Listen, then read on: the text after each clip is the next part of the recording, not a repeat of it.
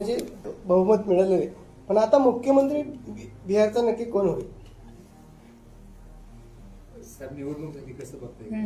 पॉईंटच आहे इतकं घरोघरीच केस आहे BJP आणि नितीश कुमार ते बसून निकाल देते. आणि या निवडणुकीमध्ये त्यांनी जे प्रोजेक्शन केलं ते प्रोजेक्शन नितीशच्या नावाने होतं. त्यामुळं काही वेगळा निकाल होईल असं आता वाटत नाही, पण मला अधिकृत माहिती नाही. साहेब एकंदरीत हा निकाल कशा पद्धतीने याचं विश्लेषण कराल, काय सांगा? 2-3 गोष्टी आहेत. एक असं आहे की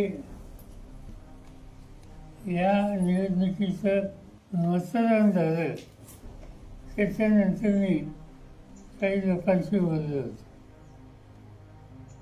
त्यांच्याकडून मला फीडबॅक असं मिळालं की ह्या निवडणुकीचं मतदान महिलांनी हातात घेतलं. आणि एक मला एक अशी शंका होती, ज्यावेळी महिलांनी इतक्या मोठ्या प्रमाणात सहभाग दिला याचा अर्थ ही जी योजना आहे 10,000 रुपये सगळ्या महिलांच्या खात्यात 10,000 रुपये भरले त्याचा हा परिणाम असावा.